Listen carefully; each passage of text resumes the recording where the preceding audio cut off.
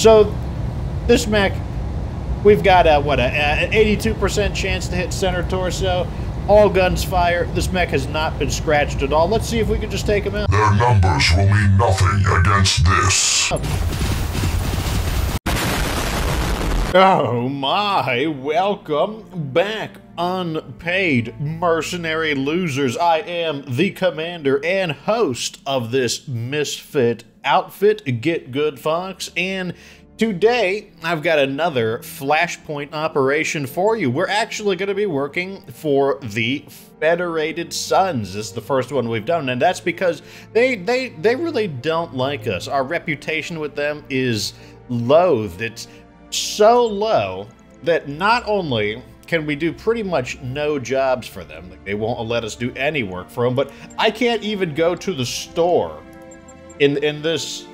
But that's why we just don't see a lot of flashpoints coming from the Federated Suns perspective. So for them to have a flashpoint, well, must mean that they want something done pretty badly. Let's see what the big deal, or it's one that, or it could just be one of the few ones that isn't based on reputation. Anyways, working for the Federated Suns, engagement length medium, consecutive deployments, yes, getting rare items as a bonus payment, going against the pirates, I guess.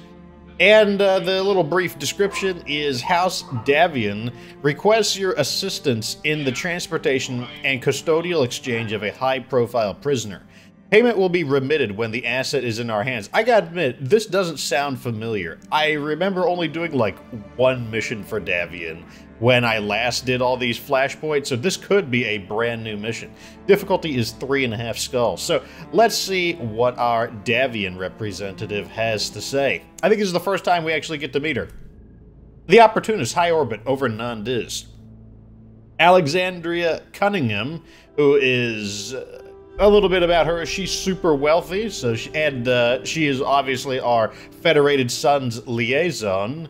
But that's maybe one of the big things about her. Out of all of the different representatives, I mean, all of them are of the noble class. She's like the, you might as well put a monocle on. Like, good grief, you have so much money.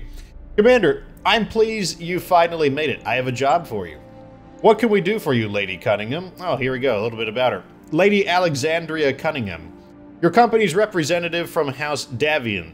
Lady Alexandria Cunningham is rich beyond measure. Oh my! Influential, popular, and an all-around golden child. She has been tasked with securing House Davian's interest in the Oregon Reach and has been promised expanded holdings for House Cunningham if she succeeds. The local constabulary of this charming little world is holding a woman named Ayasha Hadley. I want you to bring Miss Hadley, alias known as Atepa Sweeney, alias the Fox of New Avalon. Okay, hold on a second. I want you to bring this woman, Ayasha Hadley, to me, alias Atepa Sweeney, alias the Fox of New Avalon. What? There's only one Fox of BattleTech, and it's not this person, or Victor Steiner, who believes he's the Fox of the Federated Suns. And to bring this person into my custody. Miss Hadley stands accused of a high number of high-profile robberies, including the brazen theft of the royal family's rich pleasure yacht. It is absolutely vital that she be returned to New Avalon for interrogation. Okay. The Fox of New Avalon, huh? That's funny. I thought the Fox was Hans Davian. How dare Victor Hans Davian think he's the Fox? First Prince Hans Davian. Born in 2983, the current first prince of the Federated Suns. So the first prince, that's the name of their head of state. Of the Federated Suns, and one of the great scions of House Davian. An accomplished mech warrior and a shrewd statesman, dubbed the Fox for his military and political cunning. It is his nickname. Hadley stole it from him, just like she stole the damn yacht. Wow, I'll bet the first prince is righteously pissed. You have no idea. The non-D's constabulary has already bundled Miss Hadley onto a prison transport. I need you to get that transport to a waiting dropship for extradition. Sounds simple enough. Is there anything else that we need to know? Expect a long and hazardous road ahead of you. Non-D's Badlands are rife with banditry, and a transport, even a prison transport, could make for an enticing target. You'll find an armored repair bay at the midpoint of your journey. I recommend that you make use of it. We can do that, Lady Cunningham. Oh, good. Hey, Commander, a word of advice. If Miss Hadley attempts to speak with you, don't listen to her. She's a manipulative and dangerous woman, and she'll trick you into dooming yourself if you let her. Understood, Lady Cunningham? Don't worry. We'll get you your captive in one piece. Okay, so it looks like this is going to be a big escort mission, and based on it, it sounds like our prisoner that we're going to be escorting is going to try to negotiate with us. That's what I'm guessing. But before we do that, welcome to the Mech Bay. We got some new BattleMechs, obviously, and the arrival of these BattleMechs has changed a lot of things, so it's time to go over what's going on. First off, we have the classic Annihilator.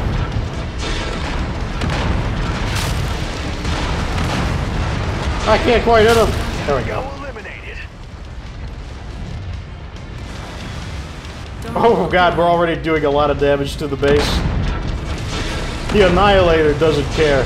The Annihilator annihilates. Oh, sorry. Bring me bigger targets. These small targets are hard for me to annihilate. They're too small. Excellent. Yes. Come into close combat. Are you ready to be annihilated?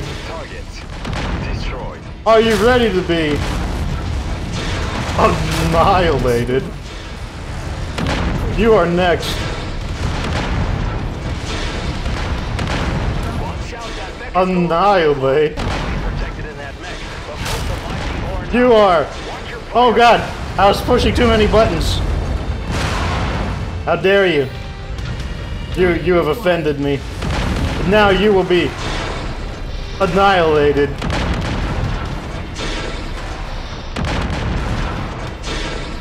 Enemy forces are on the verge of overrunning this position, Commander. We need to push back with all we have right there. now.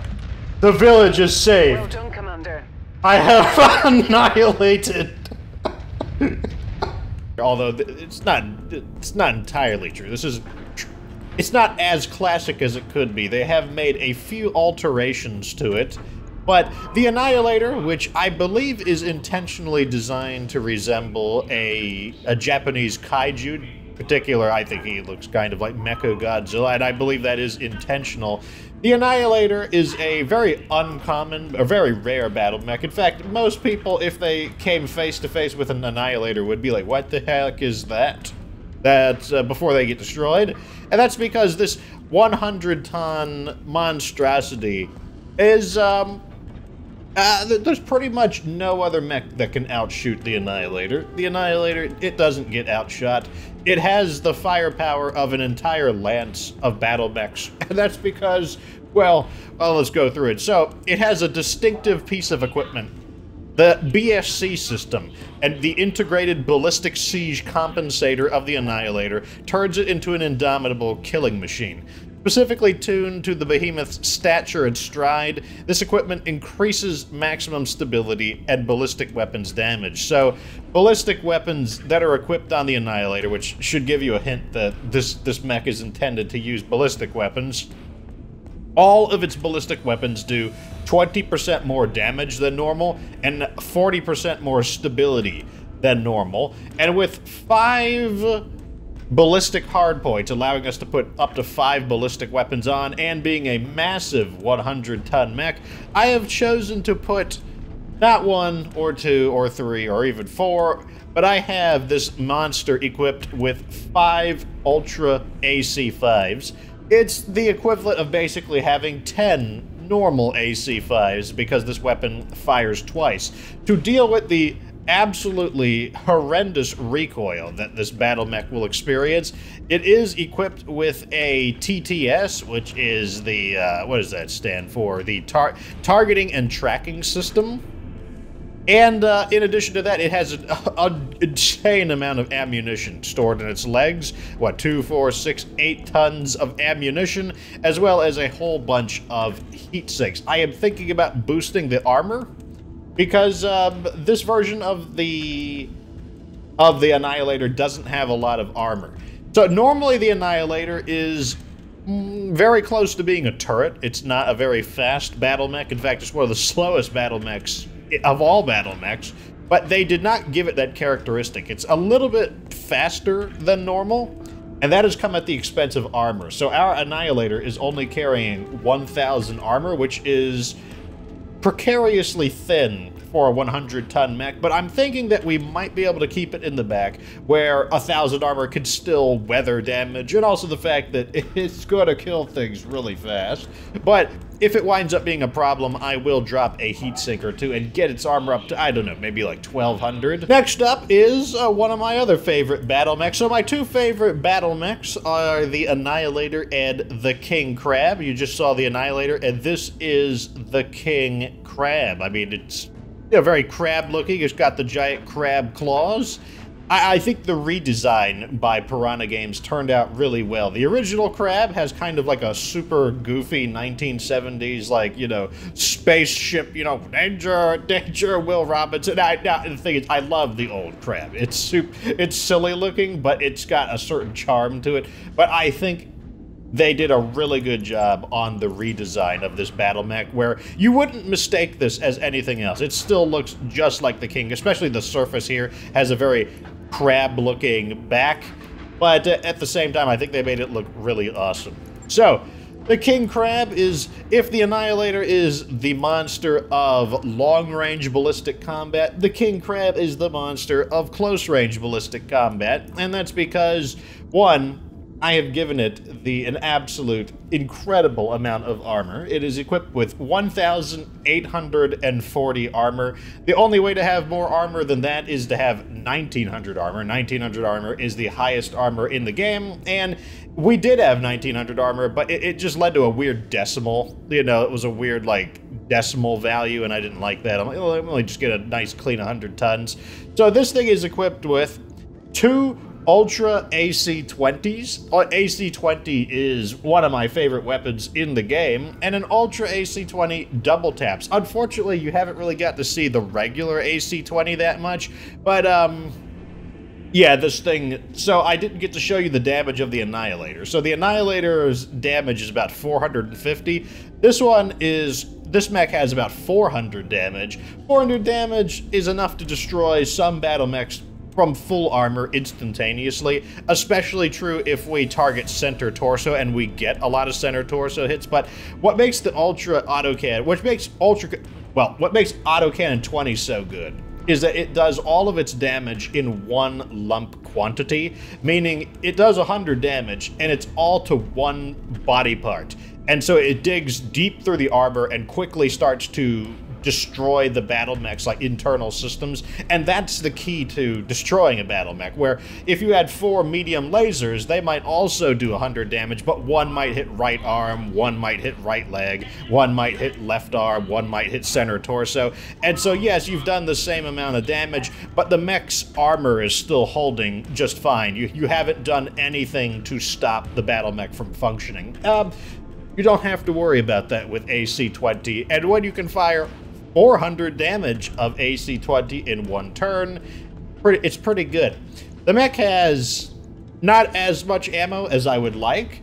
Normally I would like some double heat sinks in order to free up more space, but yeah, it's still pretty good. And also we have a cockpit mod, because the other job of the King Crab is to get shot at a lot. With the arrival of the King Crab now functioning as our primary point mech, I have decided to redesign several of our other battle mechs. So the Cyclops has been redesigned into a more long-range role that's going to allow it to support and keep it safe. The LBX-10 autocannon has been downgraded into an LBX-5, and it does less damage but shoots farther. And I have taken the SRM launcher and upgraded it into an LRM-15 launcher, so now it's capable of firing from downtown, as well as having a pair of medium lasers in order to, you know, do something. It also is a lot more heat efficient with extra heat sinks, and also these weapons in general don't run as hot, So the BattleMech should be pretty capable of sustained gunfire, which was one of our weaknesses. The Stalker also got a redesign. That's one of the best things about the Stalker, is that it's a very flexible BattleMech that can do whatever job you need it to do. It can be a frontline mech, it can be a midline mech, a second line gunline mech, or it can stand off. And so I have redesigned it into a very long-range standoff BattleMech. It's equipped with 2 LRM-15s and 2 very advanced PPCs that have extra stability damage. And so this means that the mech can fire at very long range and cause a lot of stability damage. This particular PPC causes 50 stability damage. When combined with all of the other weapons, it should be very good at battering enemies down to set up some shots for our other pilots. And last up, we have an absolute fan favorite, meet the Black Knight. The Black Knight, a very elegant looking battle mech. I'm surprised it's not a totem mech, honestly, of maybe, I don't know, House Steiner. Totem mechs are basically mechs that have aesthetic appearances designed to kind of inspire the heritage of the associated faction. For example, the Draconis Combine have a mech known as the Hatamoto Chi, which is intentionally designed to look like a samurai warrior in order to remind them of the pride of their heritage. And this mech has a lot of aesthetically pleasing features that clearly design it to look like a medieval knight. Anyways, this particular mech is going to be another one of our tanks. It's going to be kind of a secondary tank with 1,360 armor. And that said, it is fairly quick. It's not a lightning bolt, but it's pretty swift on its feet. And it is armed with a whole buttload of lasers. This mech has 2 medium pulse lasers, granting it lost tech capabilities, 5 regular medium lasers, and 3 small lasers, as well as a whole bunch of heat sinks in order to keep all of this in check. Overall, it's capable of doing 315 damage, which is really impressive for a 75-ton mech. And it does generate a ton of heat, 116 heat altogether, which would normally be enough to shut it down in a single alpha strike. But with all of the heat sinks we have, it is able to sink 75 heat. This will be kind of a tankish flanking battle mech for some of our faster pilots in order to draw gunfire off of our battle mechs while also being fast enough to threaten some interesting attacks, able to appear from sudden directions and potentially mow people down with its barrage of lasers. All right, so the Opportunist escort mission in the desert, a 3.5 difficulty desert. Don't know how much it reduces our heat sinking abilities, but it does. So Miss Hadley, it's not going to be as bad as the Martian surface though. Miss Hadley's prison transport is awaiting you on the planet's surface, Commander. You will meet with it at the designated rendezvous point, then escort it to safety at a distant repair bay. The personnel there will stand ready to hold Miss Hadley and patch up the prison transport APCs when they're finished. You'll be free to press on to the next extraction point. This shouldn't be anything out of the ordinary, Commander. Let's get it done. So here is our team. I'm going to be going out in the Annihilator, and that's because I'm a little, I'm still not too comfortable with the armor it has, so I want to be able to use Bulwark, but I also want to have really high accuracy, and I want to have called shot mastery. Like with the spec, I want it all. And that's why I'm going to be piloting it. Ugly Gang gets the honor of piloting the King Crab. Like, very nice indeed. The ability to sink some extra heat will probably help, as the King Crab is going to get pretty hot once it starts, shaking people up with its really heavy-duty cannons. Johnny Syme will be going a little bit, a swift-footed Cyclops in there to, do what we need to do.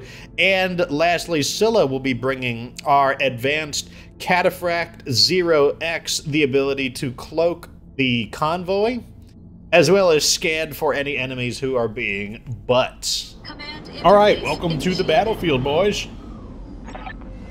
Good to see you, Commander. We're ready to get moving as soon as you reach the rendezvous point, says the prison transport driver. These fields are absolutely lousy with bandits and highwaymen, and they're desperate enough to take a shot at anyone passing through their territory. That may even include BattleMechs, so get ready for oncoming fire. The sooner you get us to the repair bay, the sooner we can transfer Hadley to your custody. That can't happen soon enough for my taste, so let's get this show on the road. Very well. Orders. So I am a little bit worried about, you know, can we keep pace with the convoy? On my way. But I'm just worried. I don't know, you know, like, we can always deploy a different combination of BattleMechs. Hopefully, you know, the cloaking field compensates for if we wind up not being able to keep pace with the convoy. I feel like we will. Anyways, I'll see you when we eventually march our way there. Alright, so once we order this one in, this should start the mission. Okay, so glad you could finally make it. Now let's get moving. The faster we can offload Miss Hadley on your employer, the happier I'll be. Okay, so here are the convoy. We've got an Arviker APC, a Sleipner, a Varger, and an Arviker. The Sleipner is the only one that's kind of a little bit fragile. See, these ones have 860 armor. The Sleipner is more of like the mid-game transport, so there's only one that's potentially vulnerable. Anyways, let's go ahead and reserve down. We do have contact with the enemy. I have positioned it so that the King Crab has kind of a head start on everything. Holding for the right opportunity. Okay. I am going to make sure they do not have a shot on us. So the first thing I'm going to do is get Scylla over here, and I'm probably going to scan a target. I don't know which one to scan. This target looks as good as any to scan. A Thunderbolt has been detected. I was kind of hoping it'd be something a little squishier, but that's not that big of a deal. Orders. And, I'm going to let them come forward, actually. Let's go ahead and reserve. Copy that. Okay, he moved a little farther than I was hoping. He is outside of the protective range. But that's okay, because we can get... I want to force them to make some moves, to be honest. So let me move forward and just take some safe shots at him. So our new Cyclops is capable of engaging at a pretty long range, as we can see right here. Not the deadliest of damage, but it just being able to support every turn is nice. Okay, looks like they are still... Okay, we have an 80-ton vehicle. Receiving you. Copy that. Shrek PPC carrier. I believe I'm only going to fire one of the autocannons at it. I don't see any reason to fire them both. Firing on target. Oh, we hit in two separate areas, so it wasn't quite enough to finish it off. But that's fine. I didn't want to overkill it anyways. Oh, both of the sides are nearly destroyed. Oh, God. I'm going to go ahead and just... I'll fire two of my AC-5s at it. As you can see, it just sounds like a rat-a-tat-tat of machine gun fire with the Ultra AC-5s. It's going to be quite good once we actually get going. Alright, so I want to go ahead and move up, and I want to make sure everyone is in cover. Oh, I also can shoot right here as well, so I'm probably going to do that. Although, I probably shouldn't do that, and that's because they're going to probably do some dumb shenanigans where they want to... Actually, there's no need to move yet. Let's go ahead and reserve. We found a trebuchet who chose not to attack. Interesting, interesting. I think I'm just going to move right here and take a shot at that Thunderbolt. Understood. The Cataphract is allowed to attack once before revealing itself. Confirmed. Or without revealing itself, so, you know, get a free shot. They will have to do something to confirm a visual on it. The same is not true for the other vehicles. They are revealing themselves. This is the more vulnerable of them. Not much we can do about that, though. I await your command. Except for the fact that we are able to now close the distance on these guys. I'm your spaniel. See, even in the desert where we sink only 85% of our heat sink capability. So it's like, you know, look at this. We can fire full guns and we barely generate any heat. Punching all the buttons. So very nice. All right, let's go ahead and have Ugly Gang move forward. I don't care if he gets shot at, to be honest. So as you can see, the recoil is showing its signs of from the Ultra AC20. A refire is a +6 difficulty modifier, so we're just going to alternatingly fire at the moment. Locked on target. Shot through something, right arm, right That torso. hit something good. And now I guess it'll be my turn to go. And I'm gonna have the same kind of, I'm not gonna have as big of a problem, and that's because of the ballistic TTS that I equipped on it to make the BattleMech a little bit more capable of dealing with it. I am going to probably just put an end to this guy. Let's go ahead. All guns fire, still generates a lot of heat, but I just feel like pushing all the buttons. Oh no! Yep. Prepare to be annihilated. Enemy mech destroyed. Super sad face from that guy, I'm sure. Oh, he's got a tag. He's got tag on him. That's pretty good, actually. So, the intercepting team still isn't able to do a whole lot.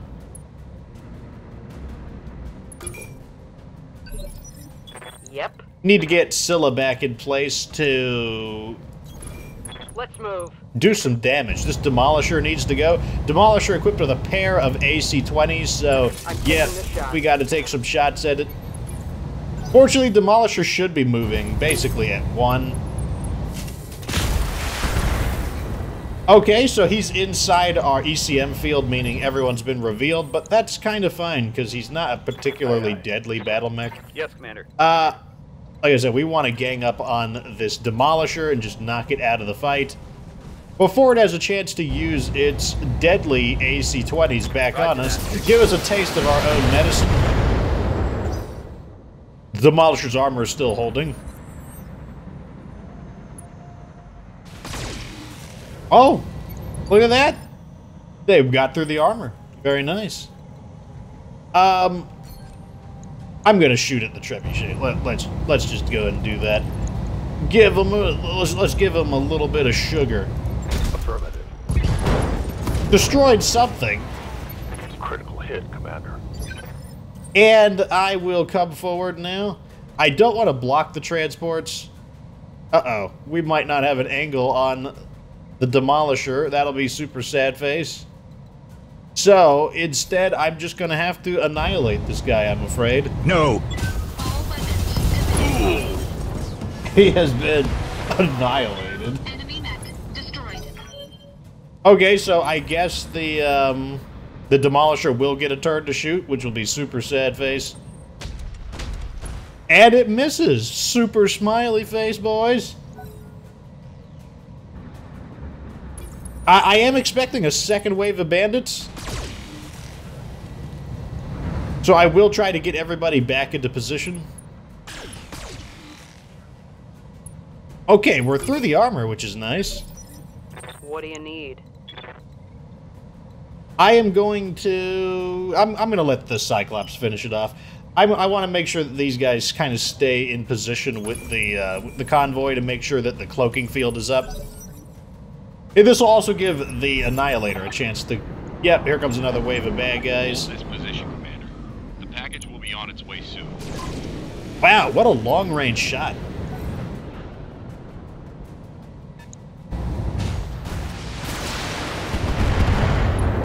Okay, they're attacking the convoy. I'm ready. We need to get rid of this Demolisher. It needs to go. I'm very tired. On the way. I've had all I can handle of it. It needs to go. Got it, Commander. Super surprised that it managed to live through that. A rifleman taking a lot of damage on our convoy. Good to go. Okay. I was kind of hoping to have an opportunity to rest.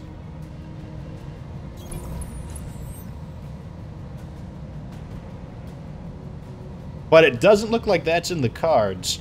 I'm just going to sit here because this character Ugly Gang does not have breaching shot. Otherwise, this would be a great opportunity for breaching shot. So I'm just going to brace and sink my heat, as well as rest the guns and remove my recoil.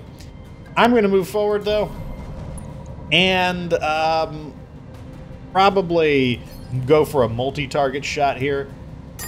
Let's not do it that way though. I want most of it on you. And then I want some on you as well. I don't want to fire that many of them, though, honestly. So we're just going to do probably 2. Let's do 3 just to be safe. So we're going to put 2 on the Demolisher and 1 on the Rifleman. Only 1 on the Rifleman so that we actually qualify for the breaching shot. Engaging multiple targets. Okay, there we go. Just enough to give him a little bit of pepper.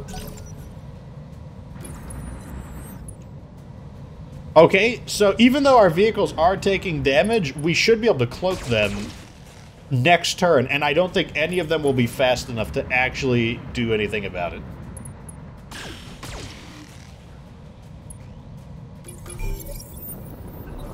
Oh, they all got off. Or did they? No, they didn't. Okay, we got to make sure that they get into position, so... Okay, they are target locking our guys, which means that I will not be able to cloak all of them, but that's fine. I don't need to cloak all of them. I will go ahead and just take some shots at this guy, because why not? Copy that.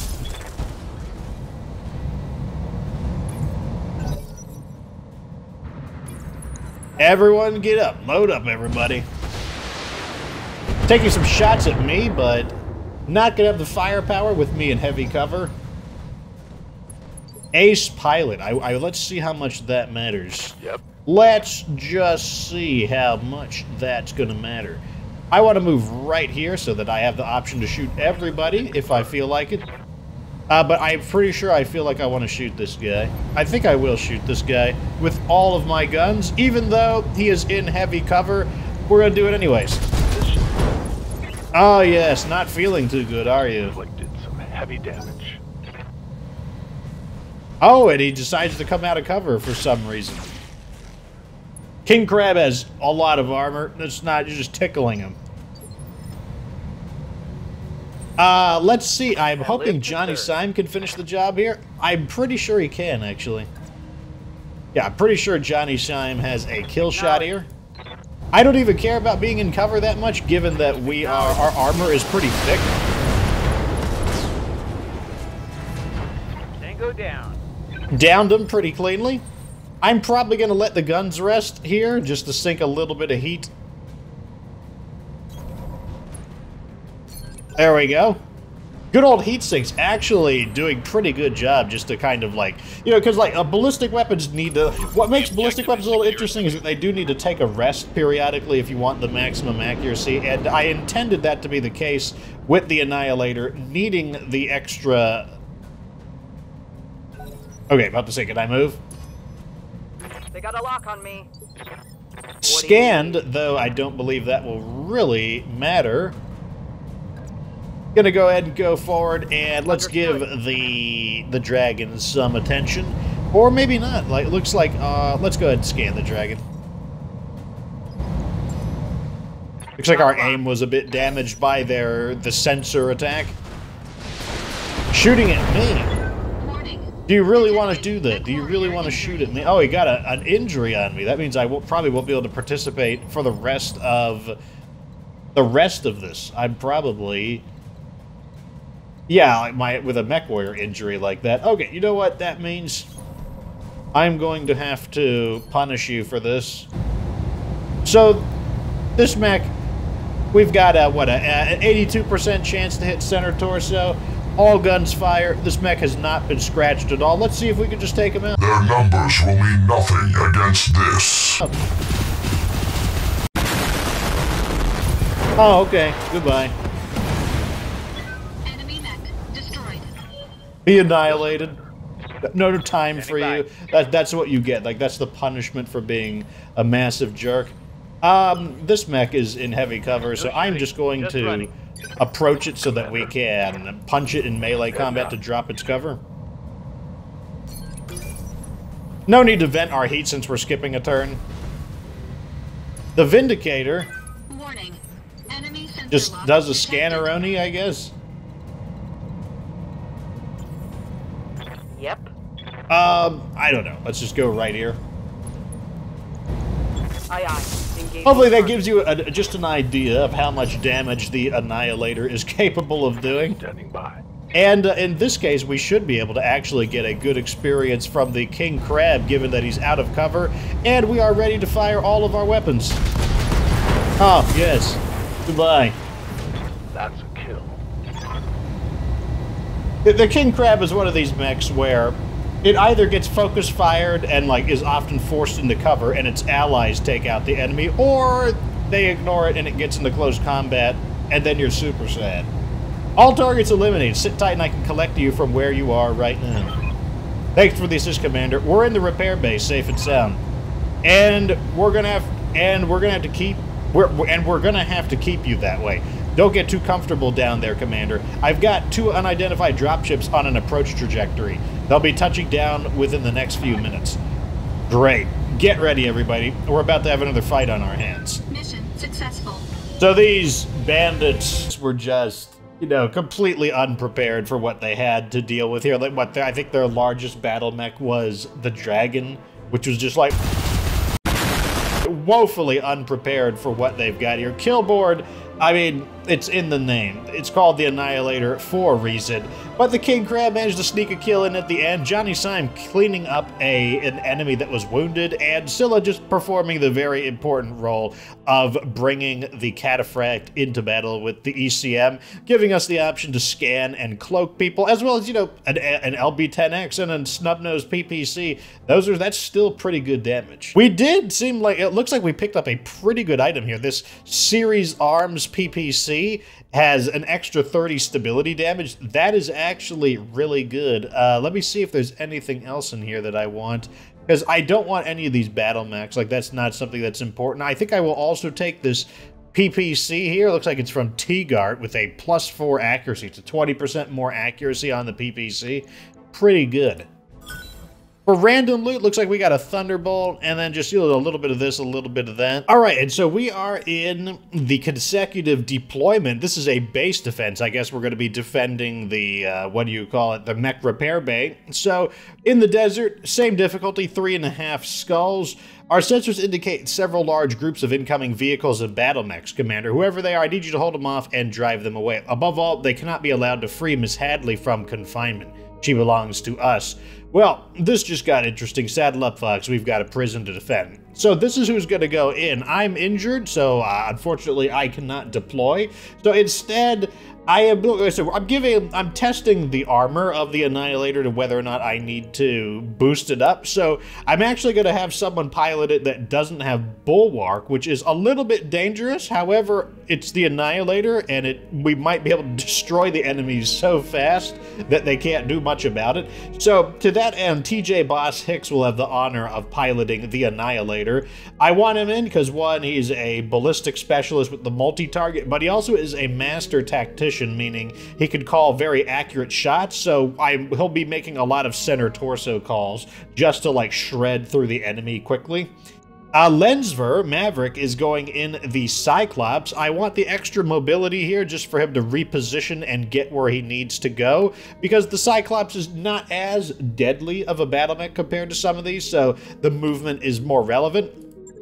Kelgas used to be warming the seat of the, Archer will now be warming the seat of this Stalker armed with the LRM-15s and the PPCs. His job will be to punish the enemies at a distance to try and keep them off on their back feet. And I'm trying another experimental idea here. I'm going to see how Valkyrie performs in the Black Knight. The Black Knight should have the same maneuverability capabilities as the Grasshopper minus the jump jets. And the jump jets are a pretty big deal, but she does pretty good even when she doesn't use the jump jets, so I want to see how it performs here. And so in exchange for not having the jump jets, this mech has a lot more armor and a surprising amount of firepower. So It's mainly just another test so we can see how it goes. We can see a massive difference in firepower. The Grasshopper with firepower rating of 7 with 260 damage, and the Black Knight, a firepower rating of 9 with 315 damage. I'm hoping that Valkyrie will be able to basically charge into the enemies while they're trying to destroy the buildings. We'll see how it goes, though, in the following battle. Well, at least next episode we will. Well, here we are. A little cute little desert base. Both groups of unidentified hostiles are moving into comms range now, Commander. Hopefully they're in a talking mood because I want to know what we're up against. Oh, incoming transmission. Your attention, please. This is Commander Mitchell Pearl of the Joplin Light Cavalry. You have... Oh, here's the first mistake that he made. You see this word light? Well, welcome to Get Good Fox's, like, absolutely heavy siege artillery unit. You have a custody of a woman who is wanted on my world for multiple charges of larceny, burglary, and grand theft. You will surrender her to me immediately, or my people will take her from you. That won't be possible, Commander Pearl. We're holding Miss Hadley at the personal request of First Prince Hans Davion. Incoming transmission. I, the Duchess Corina Aliberti, demand that you surrender your captive to my soldiers. She will face the justice of the Hero Titan Royal Court and will confess to the theft of our world's most precious heirloom. You're late to the party, lady. May as well get in line. This is going to end in gunfire, Fox. Hold the repair bay. House Davion wants Hadley, so we can't let anyone else take her. Looks like everyone that she's stolen from is not super happy about this. That's fine, though. Looks like, okay, so, but we'll talk about the objectives and the goals next episode, because, hey, that is going to be that for now. I like the look of this base overall, though. The wall should block line of sight, making it harder to fire missiles, but, you know, we'll see. They could be sending a lot of people out to get us. Anyways, until next time, unpaid mercenaries, like this video, hesitate, subscribe for future BattleTech DLC career content. Of course, remember that you don't have to be good to get good.